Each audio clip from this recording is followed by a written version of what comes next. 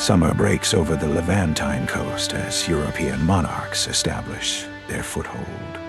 King Guy grips his cloak against the biting wind while Conrad surveys the harbor. Crimson banners snap in the dry air, marking the beginning of a grueling campaign that will within the ancient citadel, shadows lengthen across limestone courtyards. Governor Ibn Shaddad watches the approaching lines with calculated resolve. Behind him, Mamluk archers rest their composite bows, preparing to defend a city that has withstood countless. Beyond the coastal plains, Venetian admirals command their weathered galleys. Oarsmen brace against the rolling Mediterranean swells as Genoese captains scan the golden horizon. A sudden signal flare pierces the clear sky, announcing that reinforcements have finally arrived to tip the delicate balance. Yet the defending forces refuse to be isolated. Saladin's swift dhows cut through the open waters, Levantine sails catching the steady coastal winds. Naval commanders direct their fleet into tight formations, ensuring that supply routes remain open while their armies prepare for the long. As autumn yields to winter, the siege transforms into a brutal contest of engineering. German craftsmen raise towering wooden frameworks in the muddy trenches. Master builders check alignments with bronze levels, while masons position heavy stone blocks. The damp earth smells, opposing them on the rain-slicked ramparts. Mamluk defenders hold their ground. Arrows trace dark arcs against the gray sky, meeting the advancing siege towers in a storm of steel. Boiling water hisses from iron pots as captains scan the lower walls for. Through the thawing dry riverbeds, Teutonic knights march their mounted horses forward. Polished steel helmets catch the pale spring light as squadron leaders point toward distant supply roads. Hooves strike the cracked earth, carrying fresh cavalry units into a theater where across the open plains, Saladin vanguard commanders deploy their desert forces. Camel transport units move steadily behind ridgelines, while archers position themselves along the rocky outcrops. A general raises his wooden staff, coordinating a vast maneuver designed to strangle the besieging army before. Inside the shadowed command tents, the true cost of attrition becomes visible.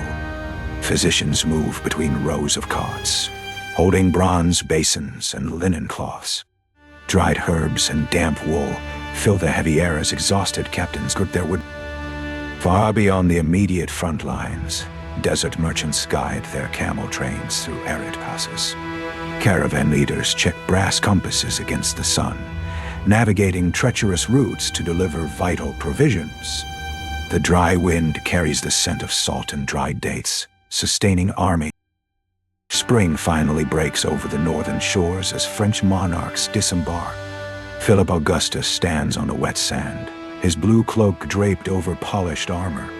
Standard bearers plant wooden poles into the ground, raising the fleur-de-lis banners as fresh European forces prepare to claim their share of. Simultaneously, the southern coast trembles under the arrival of English heavy artillery.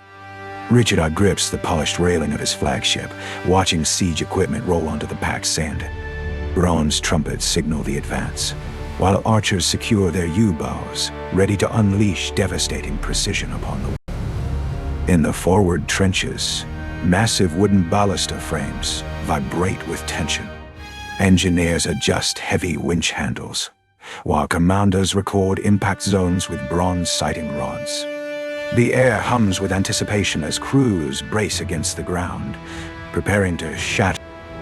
Beneath the outer ramparts, tunnel diggers carve narrow, earthen passages through the bedrock. Foremen illuminate the damp walls with brass lanterns as workers place heavy support logs against the ceiling. The heavy scent of wet earth fills the confined spaces, where silence is maintained to avoid collapse.